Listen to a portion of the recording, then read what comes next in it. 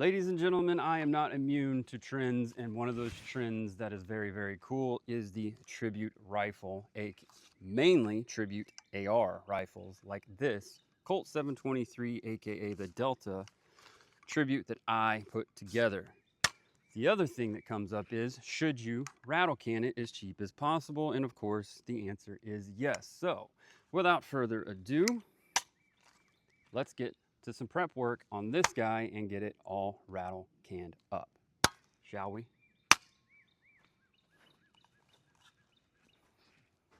Okay, so how we're gonna do this, we're gonna do a little bit of prep on this because there's a couple of things obviously that I don't want to paint. I don't want to paint the channel here where the rear sight is, and I don't want to paint the rear sight. I want those black plus this channel.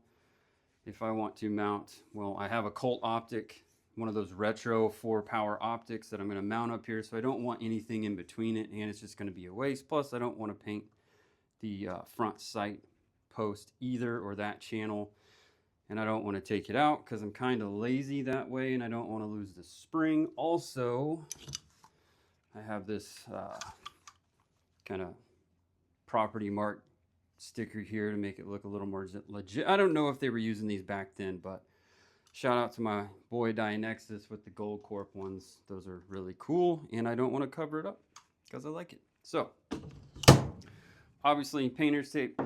You don't have to get crazy with covering things up. Remember, we're rattle canning this thing. So, as far as like wiping it down, degreasing it, things like that, I wouldn't worry about that too much unless there's like a whole bunch of like standing grease or something like that, or gun oil.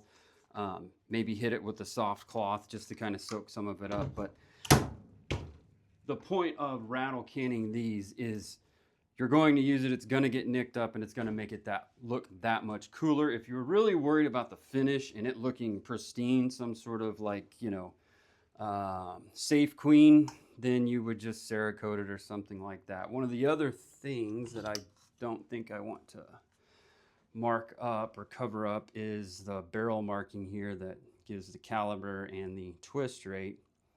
PSA barrel where they did, I guess, a laser engraving or something, but I don't want to cover that up, so I'll figure that out. But obviously you'll need some sort of masking tape, whether that's the blue painter's tape, the green regular masking tape, and a razor blade. Sharper the better, and watch your little fingers. I am going to have the stock fully extended. So we're going to hit that with a little bit of paint. I don't really care if the very end of the buffer tube gets paint or not. It's probably going to wear off anyway. I'm not really going to hit the back of it too much. I'm not going to focus on it too much. Same with the buffer tube itself. I am not going to hit it directly, but we'll get into that here a little bit later. Anyway, let's get those parts masked off. So when it comes to actually painting the rifle, obviously you want to have it somewhere outside. And I like to go between two trees with a ratchet strap, and then I use some wire and we wrap it around the muzzle brake and the stock. Okay, so now that we've got our rifle mounted up right where we want it, want to insert a mag that you don't mind painting. You also want to make sure your dust cover is closed and everything else is closed off that you don't want to paint or is masked off. And a final wipe of some just high grease areas, some debris that might have gotten on it. But I have what I've found to be kind of a unique thing that I've done. I haven't seen anyone else do. I use cheesecloth. So these hooks these hangers have an added benefit of you can layer your cheesecloth, start it there so you don't have to tape it. And then basically what you do is you wrap the rifle with the cheesecloth all the way down. It's okay that it overlaps, it actually helps, but this is going to give us kind of a unique camo pattern that I like. Break up the look of the rifle is really all I'm trying to do. It's okay when you're wrapping it if you get something like that that creates kind of a a void, if you will, because that's just going to help break up the pattern even more. Kind of point, I guess, when you're doing the cheesecloth, one, you can reuse it, which is great, but two, you're going to run into, you can do one big giant piece. I mean, this stuff comes in like huge sheets that you can buy off Amazon for so cheap I don't remember.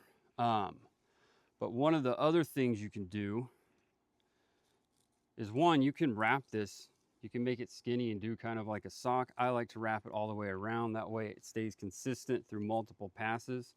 But when you start to layer it over, like that first piece of cheesecloth stopped about halfway down the rifle, that's fine. It doesn't bother me at all, because we're just going to create a little different pattern every single time we do something like this. All right, let's paint it.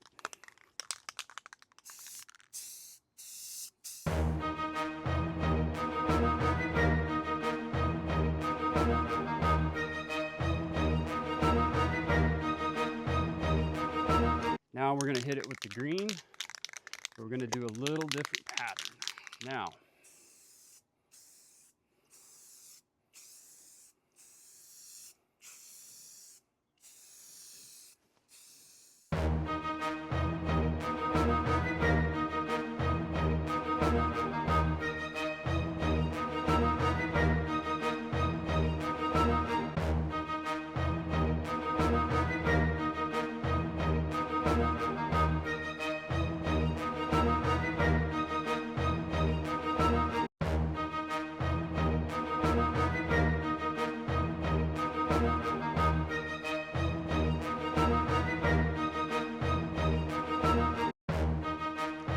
a whole lot left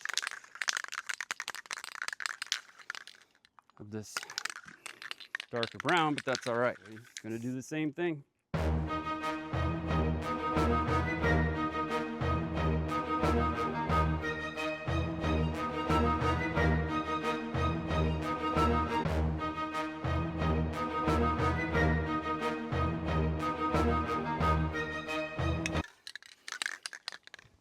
Okay, I think I'm happy with that. One of the downsides of this, unlike when you do the mesh, or you do, if you're not familiar with the mesh, it's basically like the mesh laundry bag.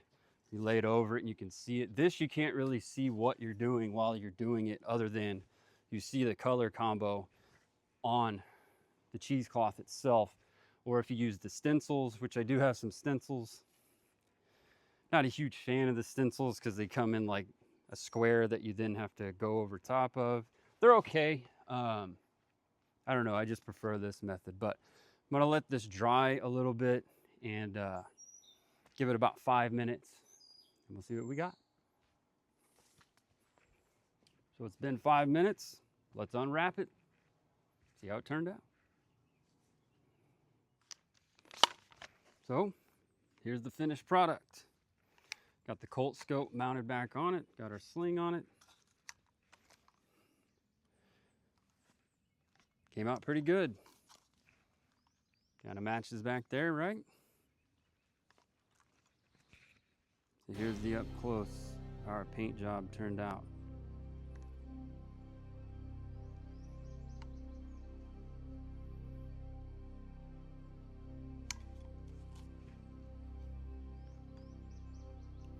It's like the poor man's tiger stripe.